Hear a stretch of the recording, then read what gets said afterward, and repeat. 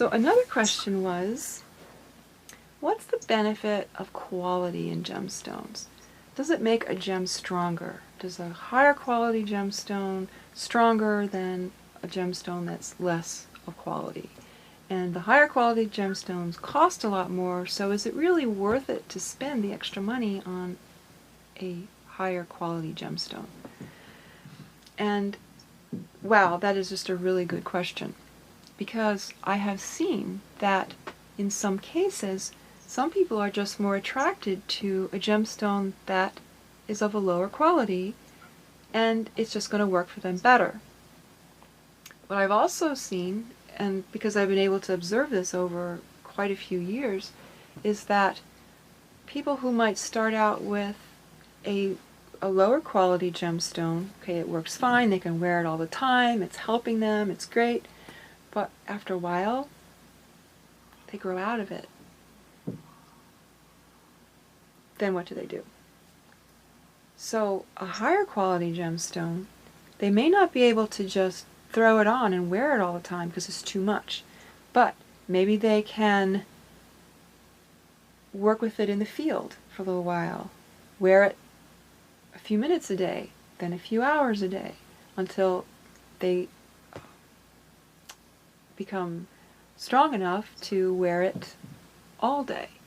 But that higher quality is going to serve them for a much longer period of time, maybe even their entire lifetime. Whereas a lower quality, it's possible that you may grow out of it. It's possible. Maybe you won't, but there's a possibility. It's something to think about. Does a higher quality make a gem stronger? That doesn't feel right. I think it's more accurate to say that the high quality makes a gemstone more effective in fulfilling its purpose.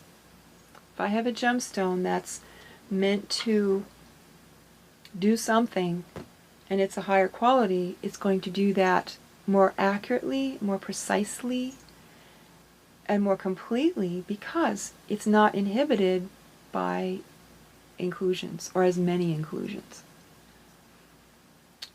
There are some gemstones that we've been very fortunate to find that are nearly just to the eye, like this Tranquility here. I can't find, there's not a flaw in here. It's just really quite remarkable. Well, there's maybe a slight little, no, it's even hard to see.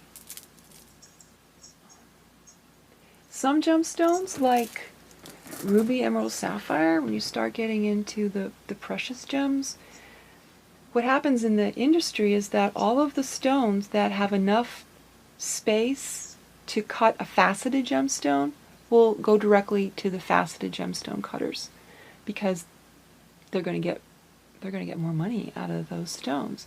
And so the cost per carat on those stones is thousands. So how do we compromise here and get quality in these precious rondelles? And what we found is that there's definitely a threshold. I've gone to local gem shows and seeing ruby, emerald, sapphire, and it's so cloudy and thick. I feel like the gemstone is choking. There's just no way for any energy to move through it. There's no way for that color to be expressed. Perfect for jewelry, great for jewelry, but for therapeutic purposes, we need some translucency in the gemstone.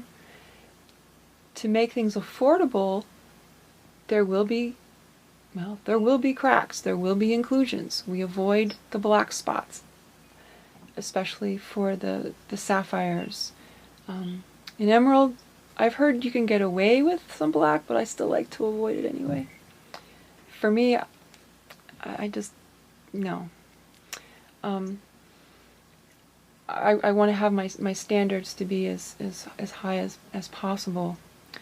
Trying to balance the affordability, because I realize that is a concern, and I would really like to see people working with the gems.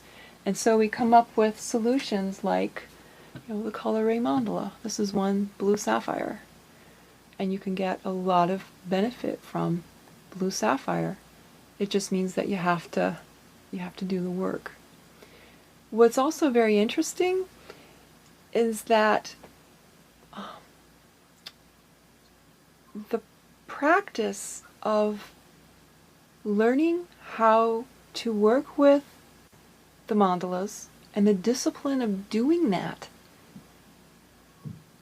provides some side benefits that may help you become more successful in your life so that you can afford a necklace that you can just have the freedom to just throw it on and wear it without having to work to get the benefits. So it's just I just think that's very interesting. I'm going to point that out. Okay. So quality in gemstones, the better the quality, the more effective that gem will be in fulfilling its purpose.